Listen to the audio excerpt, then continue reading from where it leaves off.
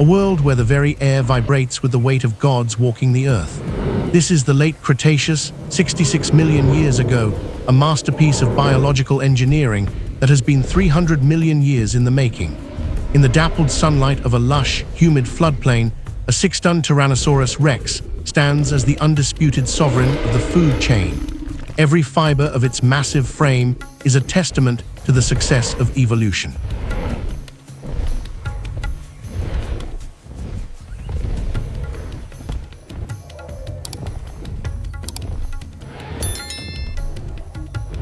Its skull is a crushing machine, its eyes possess depth perception superior to a modern hawk, and its sense of smell can track a carcass from miles away. Opposite this titan stands an Ankylosaurus, a living fortress encased in osteoderms, bony armor so dense it can deflect the bite of a king. Its heavy clubbed tail twitches, a clear warning that any attempt at a kill will be met with bone-shattering force.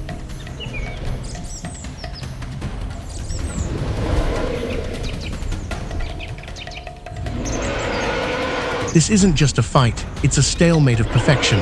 These creatures are not primitive, they are the pinnacle. They live in a world of long-term equilibrium, where the climate is predictably warm and the physics of the environment are stable. For millions of years, evolution has rewarded size, specialized weaponry, and hyper-efficiency. The dinosaurs have solved the game of survival.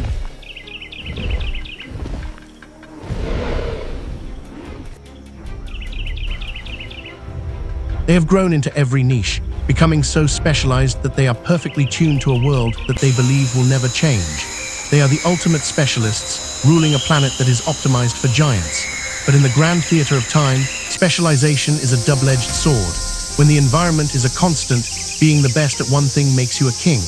But when the foundations of reality shift, those very crown jewels of evolution become a heavy, golden noose.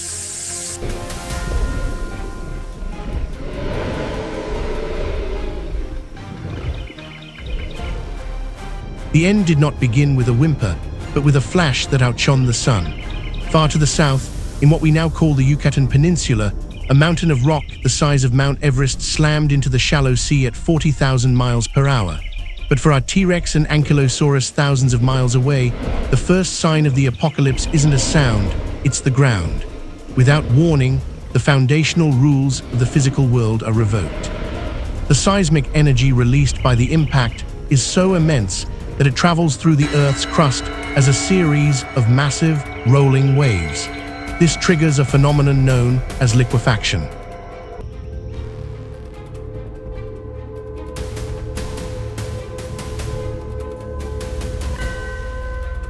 Suddenly, the solid Earth, which has supported the weight of these multi-ton behemoths for eons, loses its integrity. It behaves like a liquid.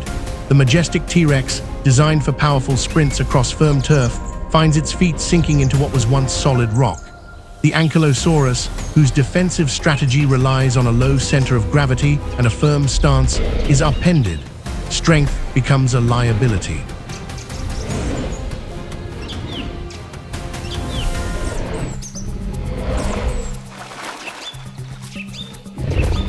In this chaotic moment, the very mass that made these animals dominant now conspires to trap them. They are heavy, specialized machines stuck in a world that has turned into a mire. The environment, once a passive backdrop to their glory, has become the primary antagonist. The Earth is no longer a stage, it is a predator.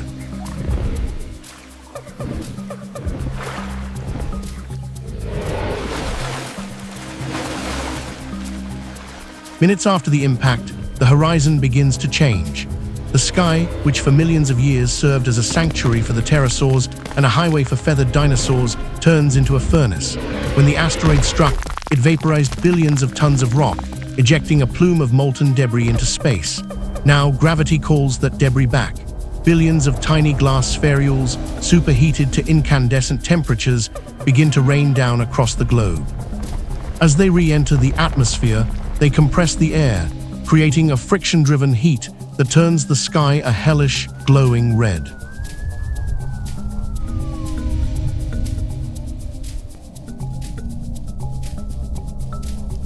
For the masters of the air, the tragedy is instantaneous. Wings made of delicate membrane or complex feathers, once the ultimate evolutionary advantage for escaping predators, now become kindling. The sky is no longer a refuge, it is a weapon. Aerial dominance is erased in a matter of minutes as the atmosphere itself becomes lethal. Birds and pterosaurs are literally cooked in midair or forced to ground into a landscape that is already beginning to burn. The specialized beauty of flight, a marvel of millions of years of refinement, is rendered useless against a sky that has turned hostile. Evolution didn't prepare them for a rain of fire.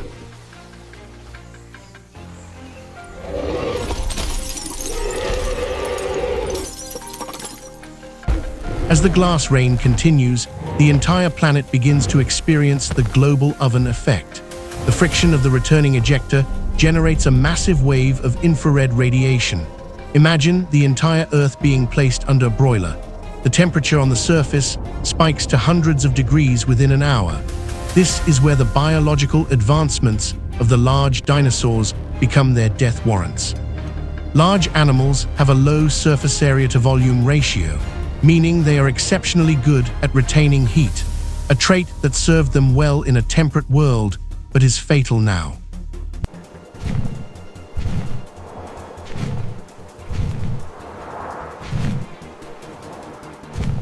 Furthermore, dinosaurs possessed highly efficient, sophisticated respiratory systems, hollow bones and air sacs designed to pump oxygen through their massive bodies with incredible speed. In this new world, those lungs act like bellows, drawing in superheated air and searing their internal organs from the inside out. They cannot sweat, they cannot burrow, and they cannot shed heat fast enough. The very biological engineering that allowed them to reach such magnificent sizes now accelerates their demise. They are trapped in a feedback loop of heat, breathing in the fire that is killing them.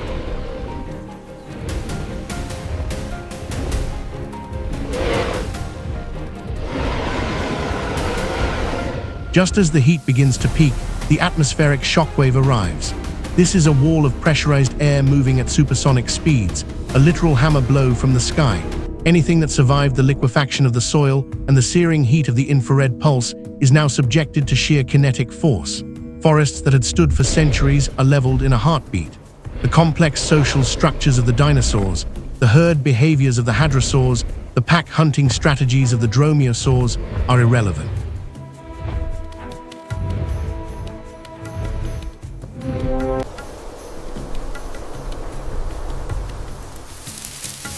In this moment, the evolutionary hierarchy collapses entirely. Dominance, territorial boundaries, and physical armor no longer matter. A creature's ability to fight or defend itself is meaningless against a pressure wave that can snap ancient trees like toothpicks. This is a biological reset button. The Mesozoic world, with all its grandeur and complexity, ends not in a slow decline, but in a single, cascading failure of its systems. The kings are gone, not because they were weak, but because they were too specialized for a world that no longer exists.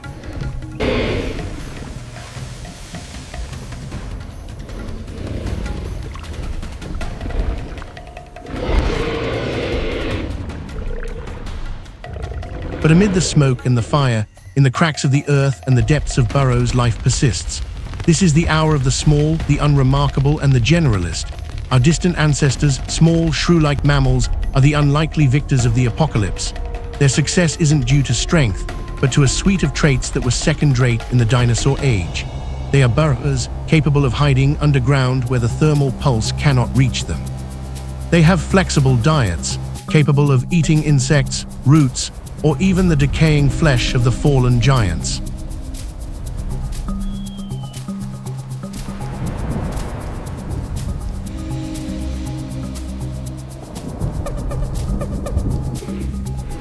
These mammals have low energy needs and high reproductive rates. While a T-Rex requires a massive amount of meat and years to reach maturity, a mammal can survive on scraps and rebuild its population in months. They have fur for insulation and a metabolic throttle that allows them to endure extremes. The Extinction event has rewritten nature's priorities. It has shifted the reward system from the most powerful to the most adaptable. The small have inherited the earth, because they were the only ones who could fit through the needle eye of the catastrophe.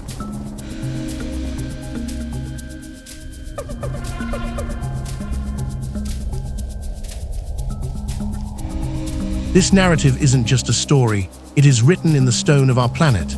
For decades, the KPG boundary, a thin layer of iridium-rich clay found worldwide, was our primary evidence. But recently, a site called Tanis in North Dakota has provided a black box recording of the event. At Tanis, we see the immediate aftermath captured in a frozen moment of time. We find the fossils of sturgeon and paddlefish with glass spherules, those same glass raindrops from the sky clogged in their gills. They were breathing the debris of the impact as it fell.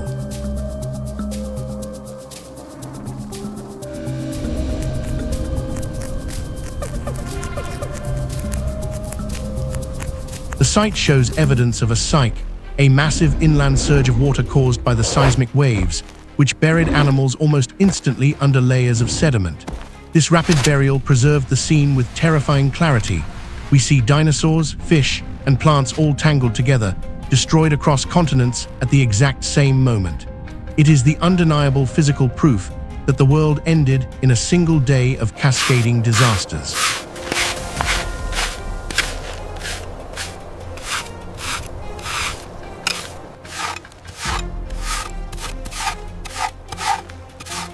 The science confirms the drama.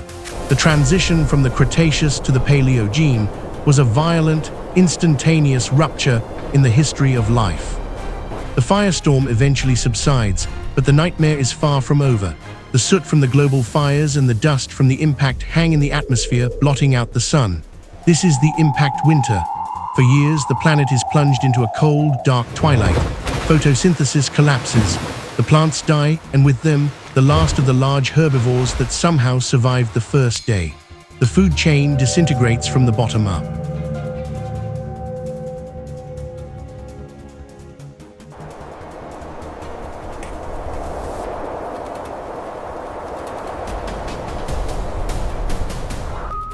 In this world of starvation, only those capable of extreme energy conservation survive. Crocodilians, with their slow metabolisms and ability to go months without a meal, endure in the murky waters. Birds, the only surviving lineage of dinosaurs, persist through their mobility and varied diets. And the mammals, small and resourceful, continue to scavenge in the dark. The giants are gone forever because their operating costs were too high for a world with no sunlight. Survival in the aftermath isn't about winning a fight, it's about outlasting the famine.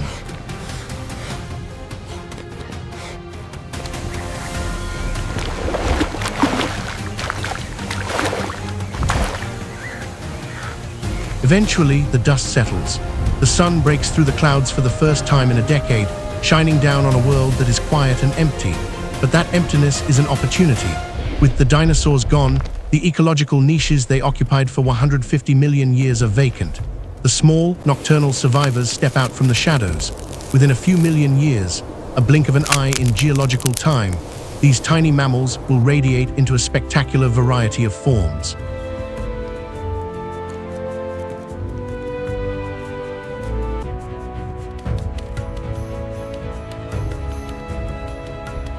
They will grow in size, they will return to the oceans as whales, they will take to the air as bats, and they will climb into the trees as primates. Our own story, the story of humanity, begins exactly here. We are the children of the catastrophe. If that asteroid had missed by even a few thousand miles, the age of giants might never have ended, and the unremarkable mammals might have remained in the shadows forever. Our existence is a direct consequence of a cosmic accident that favored the flexible over the dominant.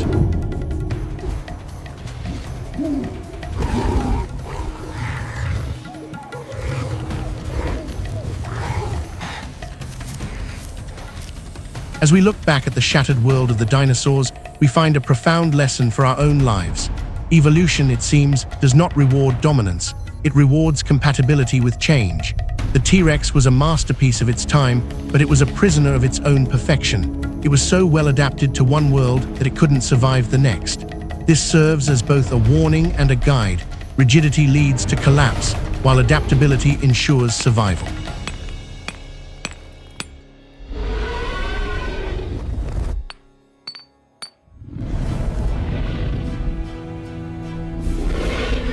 In our modern lives, we often strive for dominance. to be the biggest, the strongest, or the most specialized in our fields. But the story of the KPG extinction teaches us that the real superpower is the ability to pivot. Whether it's in nature, in the shifting landscape of civilization, or in our personal journeys, the most successful strategy isn't to build armor, but to build resilience. We must be like the small mammals, ready to burrow when the fire falls, ready to change our diet when the environment shifts, and always ready to find opportunity in the ruins of the old.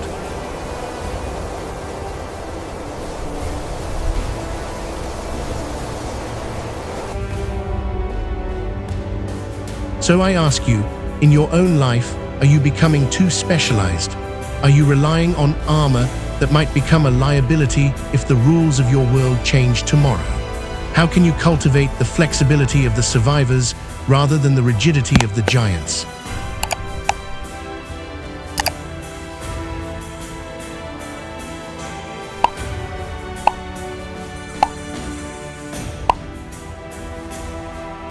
I hope this story of resilience and rebirth gives you a new perspective on the challenges you face. Remember, the end of one world is always the beginning of the next. If you enjoyed this deep dive into the turning points of our planet's history, please hit that subscribe button and join our community. Your support allows us to keep bringing these epic stories to life. Until next time.